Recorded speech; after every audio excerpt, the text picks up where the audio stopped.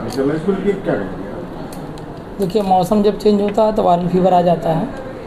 आजकल काफ़ी जितने पेशेंट आ रहे हैं मैक्सिमम 70% पेशेंट जो हैं वो वायरल फीवर के ही आ रहे हैं। उसके साथ कॉम्प्लिकेशन भी आ रहे हैं। जैसे लोगों को आजकल पता चला होगा कि बुखार 2-3 दिन पहले हुआ, फिर आदमी बेहोश हो जा रहा है, पीलिया बढ़ जा रहा है। तो ये जो बुखार है वायरल, ये इसका कॉम्प्लिकेशन, इसको हम लोग इनकेफ्लाइटिस बोलते हैं, है ना। कुछ पेशेंट जो आते हैं वो दौरे करके आते हैं। तो सबसे बड़ी समस्या जो है, जब मौसम चेंज होता है, मलेरिया डेंगू वाले सीजन जो आप लोग समझ रहे हैं, तो वायरल का ही फेज होता है, क्योंकि डेंगू भी एक वायरल है। तो डेंगू के भी केस चल रहे हैं साथ साथ, वो भी एक वायरल बीमारी है, इसलिए केस थोड़ा सा बढ़ेंगे। लेकिन इस टाइम जो डेंगू के पेशेंट उतने नहीं हैं जितने पिछले साल आए थे, लेकिन खांसी के पेशेंट जो है वायरल निमोनिया जैसे, वो ज़्यादा आ रहे हैं। काफ़ी लोगों में यूरिन की प्रॉब्लम देखी जा रही है। हाँ, यूरिन प्रॉब्लम इसलिए देखी जा रही है कि मैं तो मानता हूँ कि यूरिन की प्रॉब्लम इसलिए है, यदि कोई किसी को कोमोर्बिडिटीज़ पहले से है तो उसमें तो कॉमन, लेकिन जो हमारे आजकल के में लोगों में हो रहा है वो पानी ना पीने की वजह से हो रहा है, इसलिए यूटीआई ज़्यादा कॉमन हो गया। ऐसा अभी तक कोई ऐसा खास रीज़न नहीं मिला किसी पर्टिकुलर। दूसरा, इधर लोगों में यूटीआई इसलिए ज़्यादा है क्योंकि यहाँ पे स्टोन ज़्यादा बनते हैं लोगों में, इसलिए यूटीआई कॉमन है। ऐसे में क्या सुझाव है आपका? सबसे बेस्ट सुझाव ये है कि वायरल में पैनिक नहीं हो, क्योंकि जितना मैंने नोटिस किया ज़्यादातर लोगों के ऑक्सीजन मेंटेन है, तो उसमें उनको कुछ करने की ज़रूरत नहीं है। पानी अच्छा से पिएं, स्टीम इन्हेलेशन लें, छोटे मोटे बुखार की दवाइयाँ लें। इंदा केस ज़्यादा खांसी आती है तो अपने डॉक्टर से, जो भी नज़दीकी डॉक्टर, उनसे संपर्क करके कुछ ना कुछ अपना इलाज। सर, एक चीज़ देखने में आता है, लोग मेडिकल स्टोर से दवाई लेते हैं, डॉक्टर के पास नहीं जाना चाहते हैं। ऐसे लोगों को आप क्या कहेंगे?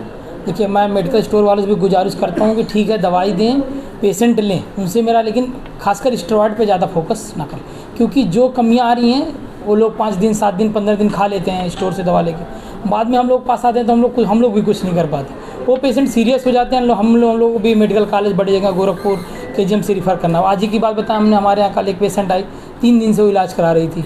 आज उसको हम लोगों ने लखनऊ रिफ़र किया, उसका लीवर फेल, गुर्दा फेल, उसको जो है बिल्कुल इनकेफ्लाइटिस वाले फीचर, ब्रेन काम ही नहीं करा था, ऑक्सीजन सपोर्ट बाईपैप पे लगाने की भी ऑक्सीजन मेंटेन नहीं कर रही थी।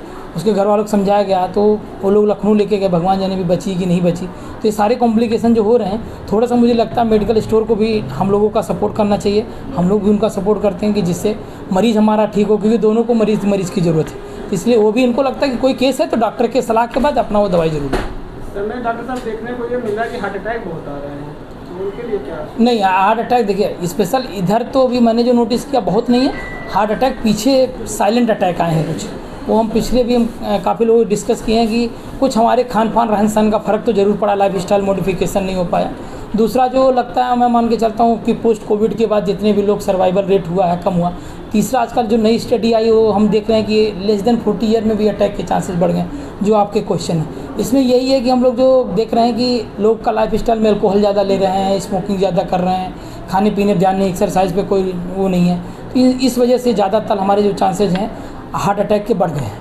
इसलिए, और लोगों में यंग में आजकल डायस्टोलिक बीपी बढ़ रहा है, इस पर कोई नोटिस नहीं कर रहा है। डायस्टोलिक बीपी हमारा सबसे बड़ा कारण होता है हार्ट अटैक का। ये भी चीज़ें हमें नोटिस करनी चाहिए। तो इस वजह हमें अपना लाइफ स्टाइल थोड़ा चेंज करें और चीज़ों को ध्यान में